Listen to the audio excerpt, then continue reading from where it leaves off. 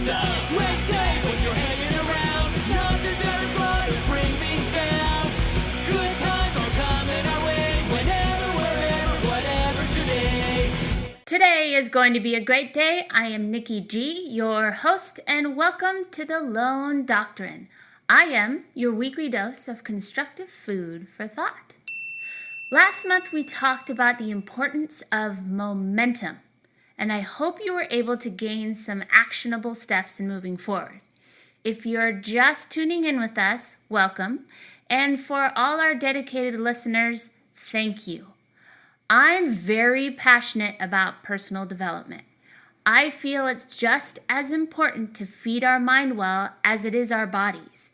I also believe we all have good in us. We all have a purpose. And I truly believe there's a reason you're hearing this message right here, right now. So here's the topic for this month: the past. I've briefly spoken about this, ironically, in the past, but I wanted to dig a little deeper. Why? Because this is a subject that I personally struggle with at times, and I know I'm not alone. Now we can get all philosophical and debate on what time is, whether the past actually exists, but what I'm mostly referring to is when the past prevents us from moving forward. When you're holding on to what someone has done to you, what mistakes you might have made, when life doesn't go as planned, and so many more thoughts and things we might hold on to that have to do with our past. I get it. Sometimes it's hard. We're left with emotional scars, wounds, frustration, anger, sadness. But what good are those feelings doing for our future? The past is the past. I'm sure you've heard that phrase. But what happens when your past remains to be your present? The truth is, no matter how much pain, sadness, and anger we have, it will not change the past. The past is actually the past. So I'll ask you this: are you willing to choose peace? There's a great quote I refer to quite often. It states, "I can choose peace instead of this." So here's your food for thought for the week as we lead into the subject of the past. Did you know that there's medical proof that the energy we hold can become a magnet for outside energy? So if you're holding on to pain, if you're holding on to sadness, anger, resentment, and any other challenging emotion, there's a good chance that you're actually attracting more. Now, if you were to stop and think of the idea of energy being pulled towards you like a moth to a flame, wouldn't you stop? The only way we can make positive change is when we make room for it. In a way, you have to clear the clutter.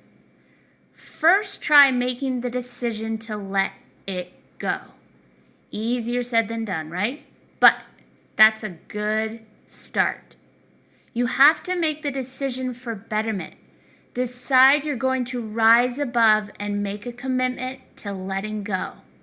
If you don't make that commitment to yourself, you could end up self-sabotaging your path forward. Remember, you do have a choice.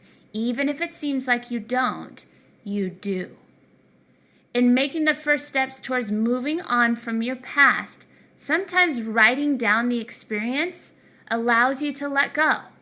I've even gone to the extent of writing it down and writing all my feelings and saying everything I want to say and then tearing it up, or writing a letter and throwing it away. Sometimes when you write it down, it ends up not being as bad as it seemed. And sometimes it's a way to clear the clutter inside our mind. Another step you can take is being aware of whether or not you're blaming others. Sure, there are times where it may have been something done to you that was unfair, unjust, or hurtful. You must find peace. It doesn't mean that they are right and you are wrong. It means that you won't give up your well-being because of their mistakes. You might be thinking, easy for you to say. Sure, it's easy to say, but I practice these things each and every day.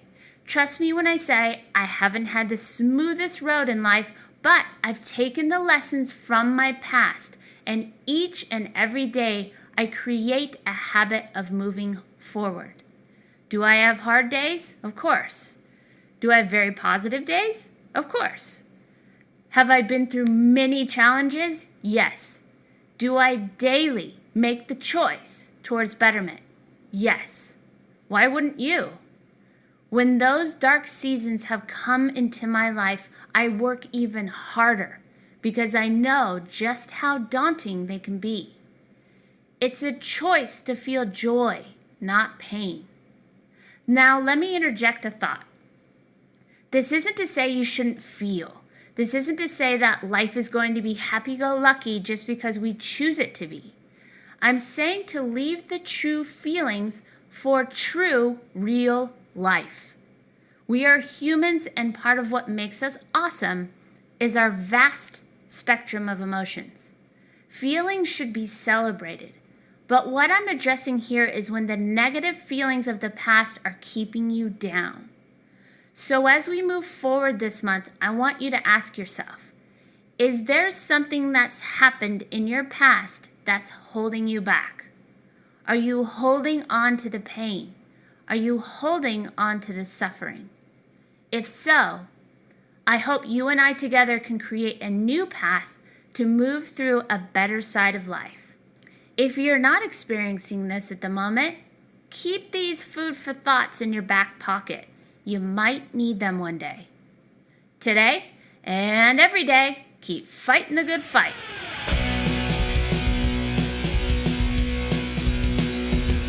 It's a